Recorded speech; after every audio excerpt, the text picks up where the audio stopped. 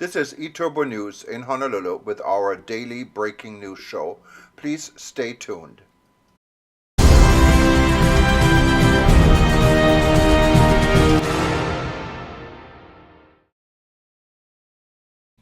Aloha and good day. My name is Jürgen Steinmetz, joining you from Breaking News Show in Honolulu, Hawaii. Breaking News Show is a new show we have done a while ago for eTurbo News. Now we invite other syndication partners like eTurbo News to join us. You find us at breakingnewsshow.com. And with me, as always, is Dr. Peter Tarlow in College Station, Texas. Peter, I know you're desperate to know how the weather is here in Hawaii. It's a beautiful sunny day, quite warm. And I think it's going to be just a wonderful weekend for anyone here on vacation to enjoy our beaches and our hiking trails. But take a lot of water because it is hot outside. How's everything in College Station? Well, as you can see, I'm wearing a Hawaiian shirt, and what you guys call aloha shirt, and that's because as beautiful as in Texas, and it is quite beautiful now with especially the wildflowers, uh, it's still there's nothing like Hawaii. And even when you get to the Hawaii, just landing at the airport, it smells differently. There's a sense of flowers in the air. So it's a beautiful day here in Texas. Also, it's in the 80s, which is around 27 degrees Celsius, blue skies, but lots of wind. It is a very windy day here. So my hat almost blew off. Anyway, I think maybe this beautiful spring weather might be a sign that not only is spring springing forth, but also that the world of tourism is starting to recover a little bit. And I think that's really an important theme that we're starting to see in the Caribbean, in South America, in Asia. We're seeing the first signs of real recovery. For example, Saudi Arabia, I think today announced that it will be taking up to 1 million people on the Hajj. And that's the biggest number since the beginning of COVID. So again, that's really, good news. It shows that we're not at summer, but we're not in full bloom yet, but we're beginning to recover, and that's really good. Yeah, this is kind of echoed also by our friends in the Caribbean, and I know, for instance, Jamaica is very happy that the CDC in the United States announced for Jamaica to be now on the lowest level of any COVID threat. They're on level number one. And just months ago, they have been on the highest level, 4 or 5. I don't know what it is. Four, number So four. that's very heavy. And we did a story yesterday on Adam Stewart, who is the CEO for the Sandals Resort. And of course, Sandals is one of the largest all inclusive resort, Caribbean resort chains based in Jamaica. And of course, his friend, Minister Edmund Bartlett, are quite happy about this development, and so is the rest of the Caribbean. I know Yes. Barbados just returned from what they say an extremely successful world travel market in Latin America, in Sao Paulo, and they're actually looking to expand their reach also heavily into the Latin American market, what is potential with Copa Airlines. And Yes. Copa is the carrier for Panama, is connecting all of Central and South America and beyond as a Star Alliance member. And they're now flying to Barbados, what is good news for Barbados. So we have a lot of good Yeah. news on the Yes. horizon when it We comes to do. tourism. Absolutely. And of course, Copa Airlines in Panama. Panama is really the hub of all of the Americas, the entire Western Hemisphere. And that makes it really important.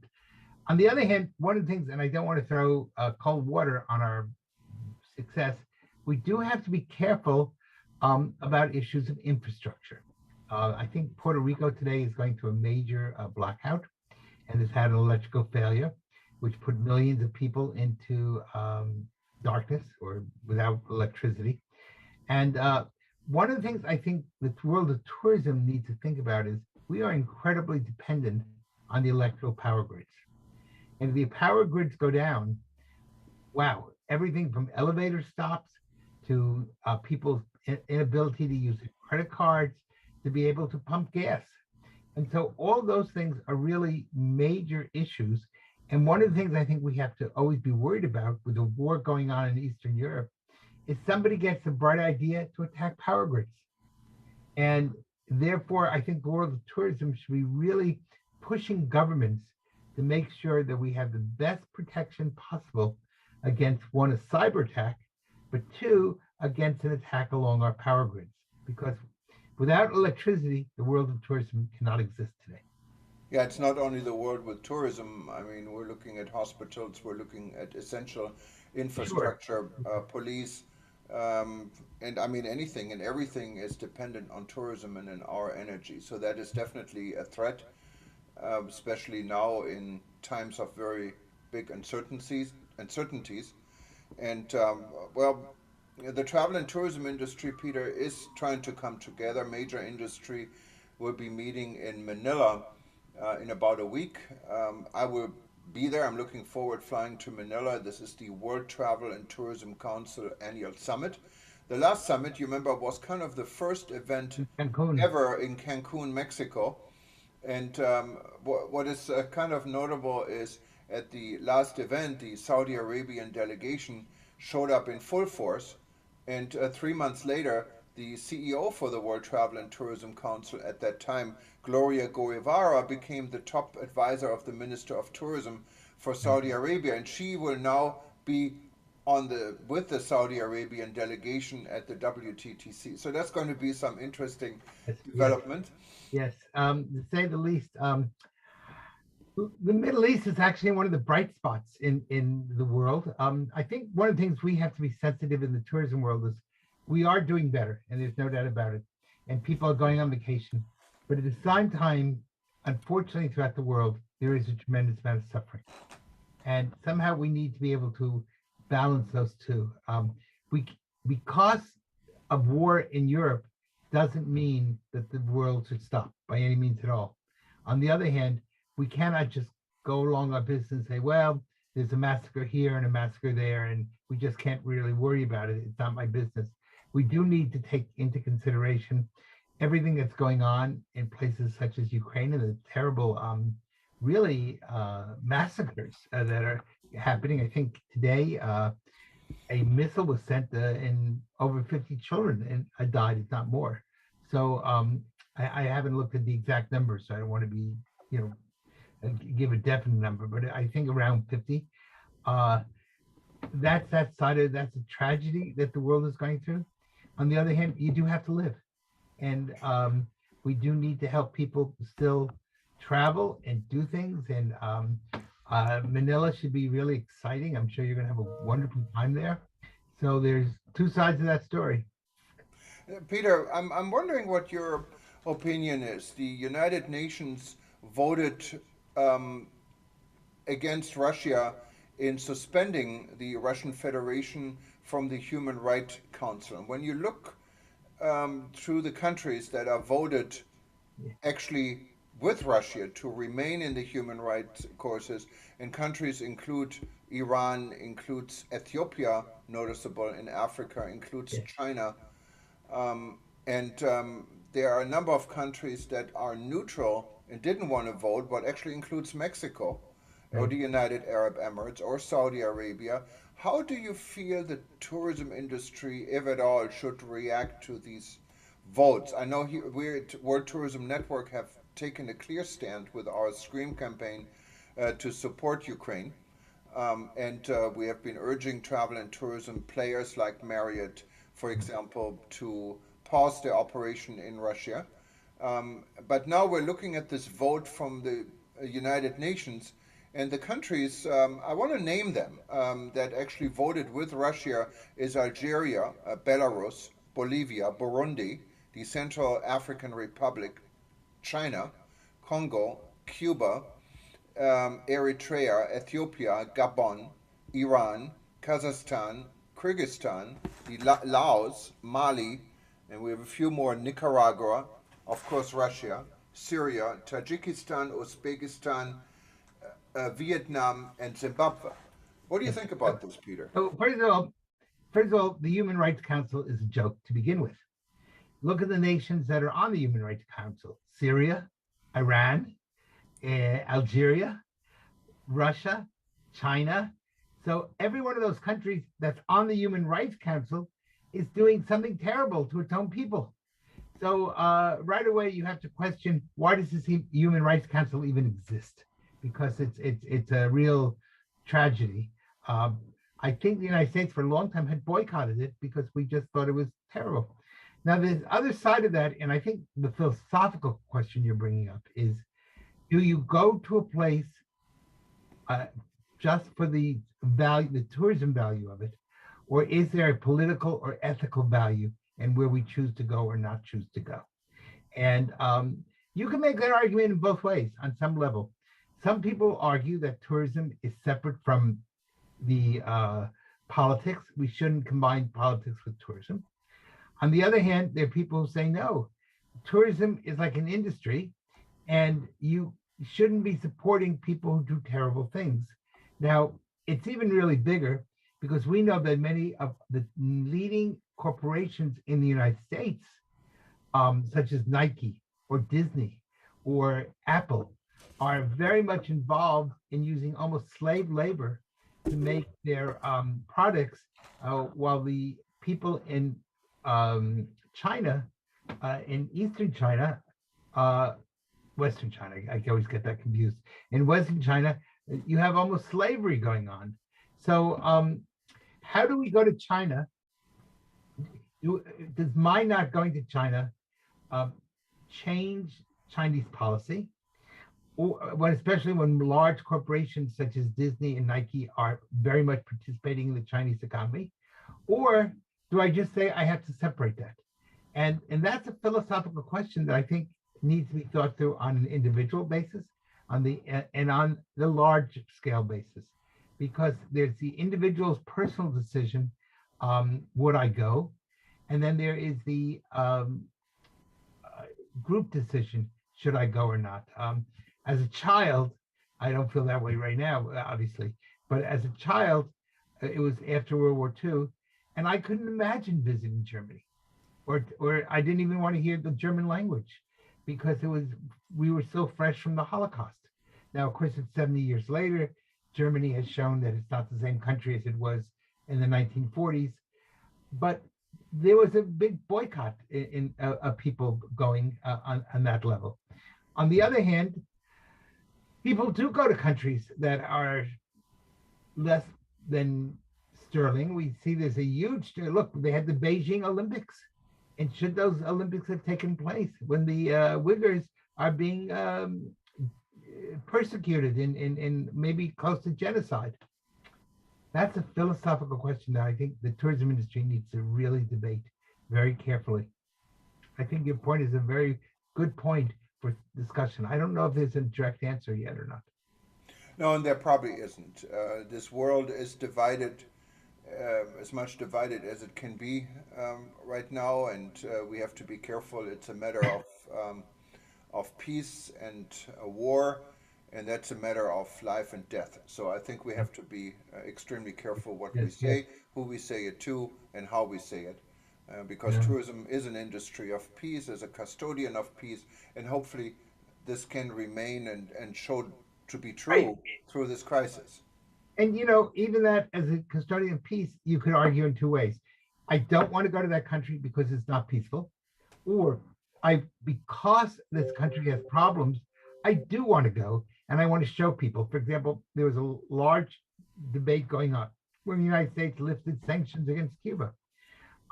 Having American tourism to Cuba, does that cause Cubans to see a different perspective and get to know people and talk to them, uh, which therefore gives them new information they didn't have before? Or should we boycott Cuba because we don't like the government? Yeah, and of And course, tourism is about people understanding each other. So I get your points here. yes, Um, it's do now. One of the things we have to do though, if we do go to countries such as Cuba or China, or whatever, you got to actually go out and talk to people. In other words, just going to a resort and a gated resort, you arrive, go to the resort, meet a waiter, and have somebody make you your eggs in the morning, and then you leave, isn't really bringing a different world. It's like you're like a little island surrounded by a different sea. So we need to, when we do travel, to actually speak to people, get to know something about the place we're going, get to understand the culture, talk to people, let them know that we care. I, in the whole don't like boycotts. I think boycotts create problems. And to me, you're better off talking it through than not speaking. Because when you have silence, silence kills. It becomes a cancer that eventually leads to war. Yeah, and talking about responsible tourism, it is important. The tourism industry in some destinations, like our own here in Hawaii, is shifting. The Hawaii Tourism Authority is putting a lot of emphasis in educating people before they arrive here about the Hawaiian culture. They want to be tourists to experience the Hawaiian culture, be part of it. I heard our friends in Barbados are on the same type of planning, and also in many other destinations, the fact of really getting people to know and to talk to becomes more and more important, because you can go to any beach destination and enjoy the beach. That's kind of neutral. Right. But in going into different parts of an island or a destination and actually get to know people is something what really adds so much value to human interaction and understanding. Well, maybe that, we're now that we're beginning to come out of COVID and tourism is starting to bloom again, maybe that's something the tourism industry needs to think about. Maybe we don't want to just have isolated tourism as we had maybe in 2019. Maybe we need to offer new opportunities and new ways for people to experience human to human contact rather than just, I'm okay, here I am, I'm in Paris, I take a picture of the Eiffel Tower. No, I never need to speak to a Frenchman. I picture the Eiffel Tower, the Arc de Triomphe, and I go home. Maybe that's not where tourism ought to be going anymore. Yeah, absolutely. And it's important actually to educate the younger generation, and not only educate, to prepare the younger generation to be involved in the travel and tourism industry and find a path. And with this, I wanted to introduce Professor Jeffrey Lipman. He's actually going to be talking about an event he's putting together in regards to climate change and the younger generation. Peter, let's give Jeffrey the microphone. It was nice seeing you today. We're going to see each other very soon. And for anyone who wanted to listen to watch our breaking news show, you can now go to our new home, breakingnewsshow.com. But of course, it's all interlinked on every and all of our websites.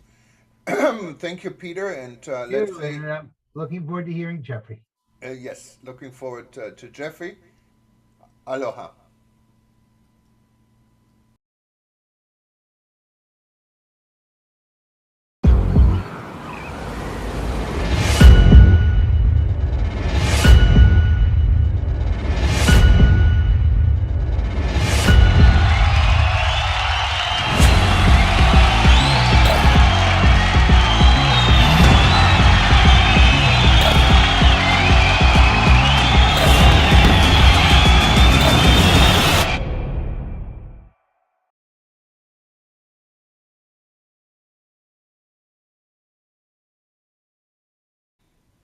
Aloha, as we say here in Hawaii, and good morning. My name is Jürgen Steinmetz, and I'm joining you from the World Tourism Network in Honolulu. I'm the chairman of the organization, and I'm very privileged and proud to welcome Professor Jeffrey Lipman. He's joining us in Brussels. Jeffrey and I, we've been friends for more years than I think we wanted to have it true these times. And he is the man who has been leading really the world tourism industry in regards to climate change with his chairmanship of an Malta-based organization, SunX. He will tell us a little bit more because we here at the World Tourism Network, and Jeffrey is part of World Tourism Network, he's also one of our founding members. We're bringing another aspect to our organization, and Jeffrey will tell us a lot more about it. Jeffrey, welcome. Thank you, Thomas, or Jürgen, as I think you're more widely known now. It's always a pleasure to pass time with you. And I'm particularly pleased to be here today because I want to talk about a major conference we're having at the end of this month on the 29th of April, an online conference and it's called SEYS, SEYS, and it's the Strong Earth Youth Summit. Strong Earth Youth Summit. And we always hold it every year. This is the second one on the 29th of April, because that was the birthday of my friend and mentor, the late Maurice Strong, who basically started the entire UN system of sustainable development and climate change.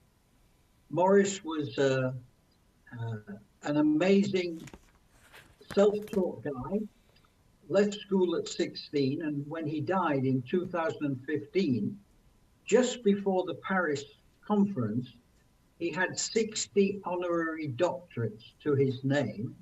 He had been the Secretary General of the 1972 Stockholm Earth Summit. It's its 50th year celebration this year in June, and he was the Secretary General of that. He then set up UNEP, the United Nations Environment Programme, and he was the first executive director. He took the first organization of the UN into Africa in Nairobi.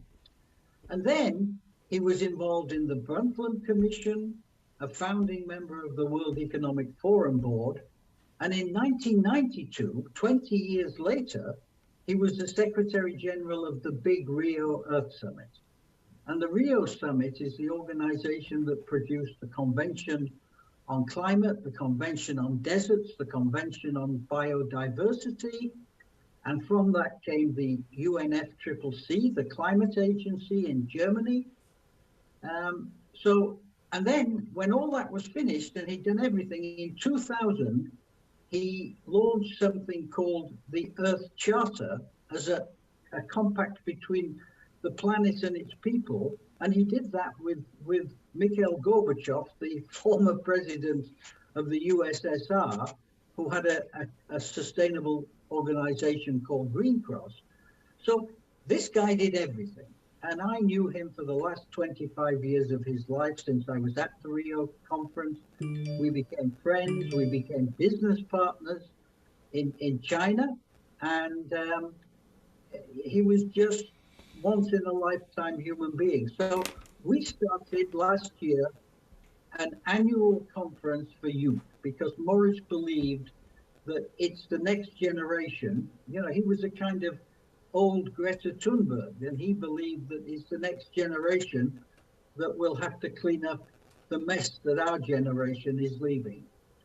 So we put a big focus on youth in Sunex Malta. We have a concept of strong climate champions. We have a diploma with the Institute of Tourism Studies in Malta, a 2-year diploma, 1 year of teaching and 1 year of internship.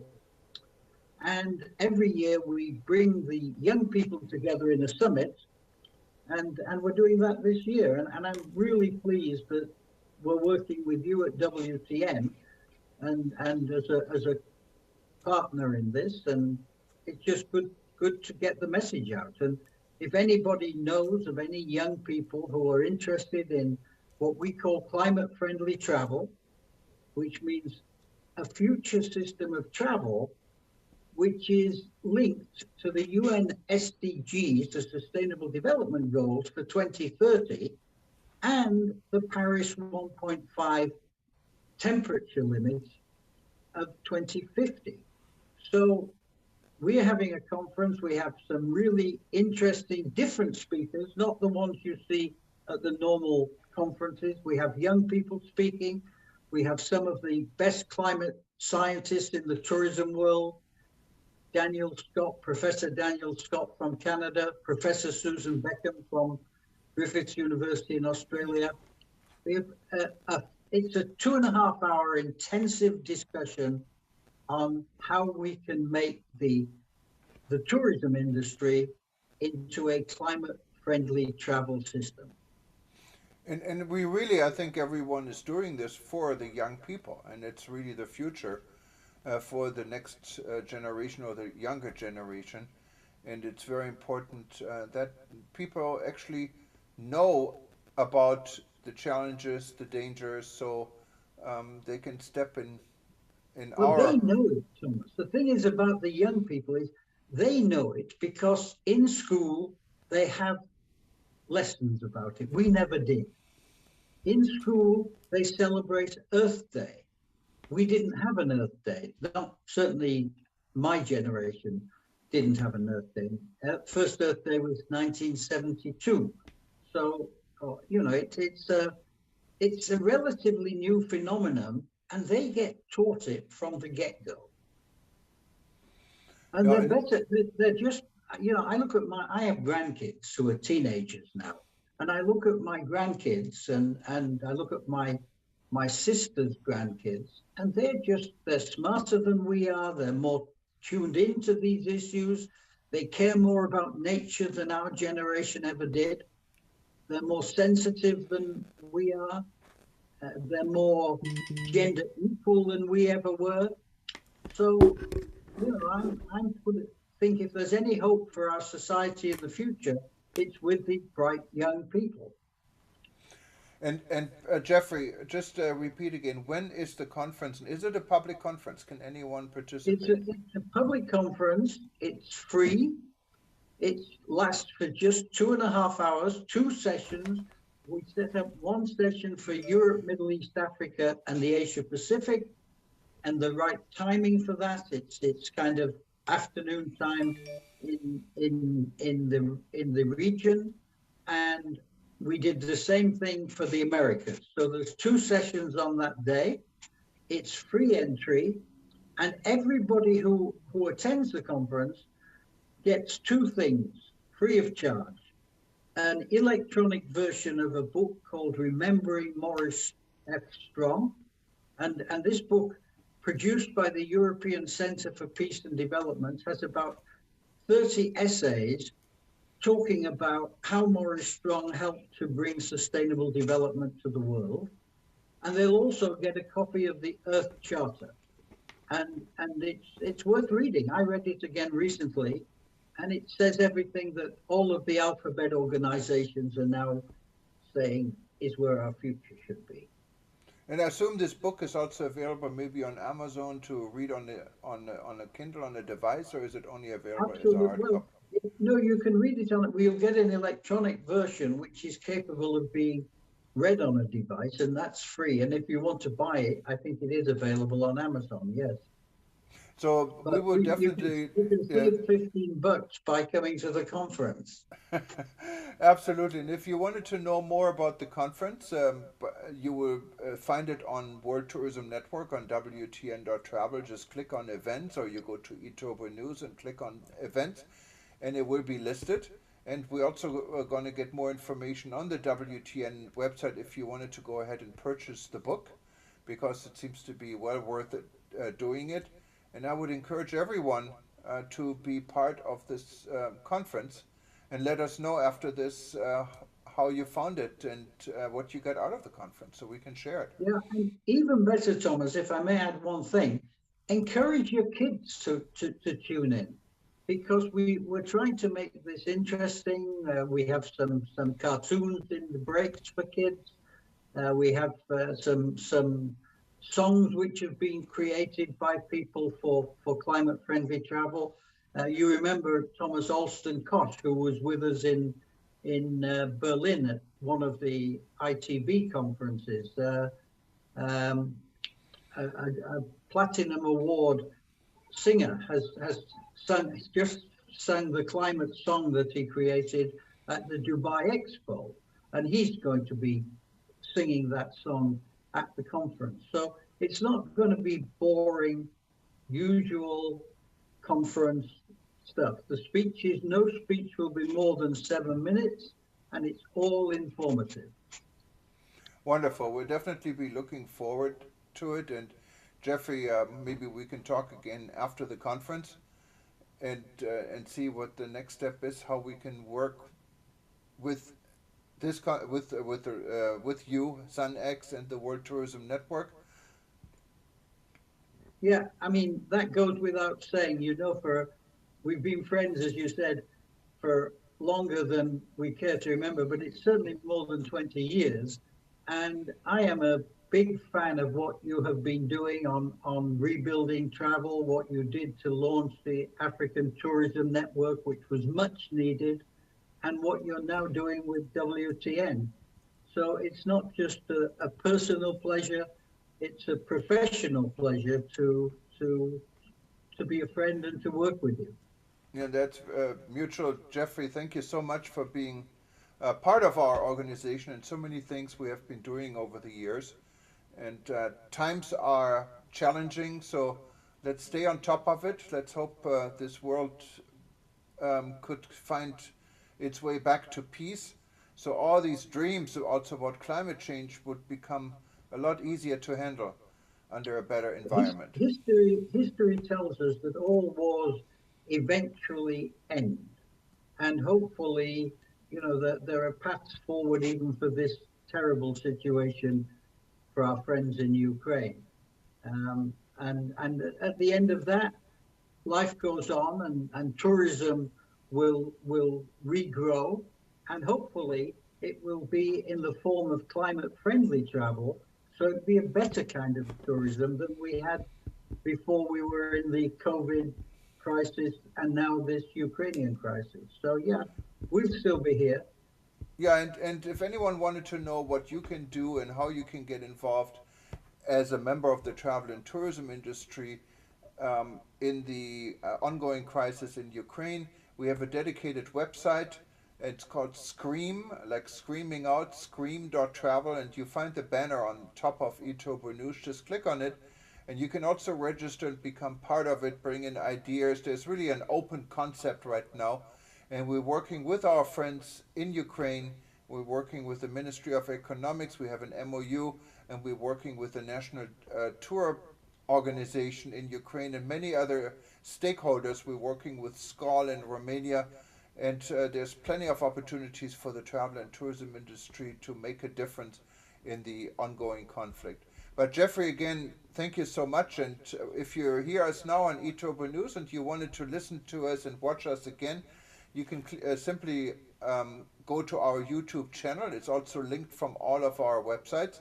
And you can find this and many other events. Or you can go to our Breaking News Show website, and you also find us there.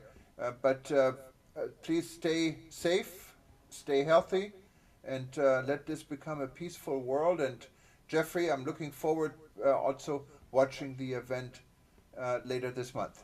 Thank you so much. Thanks so much. Thanks so much, Thomas, and travel climate friendly. Absolutely. Take care. Thank you. Thank you.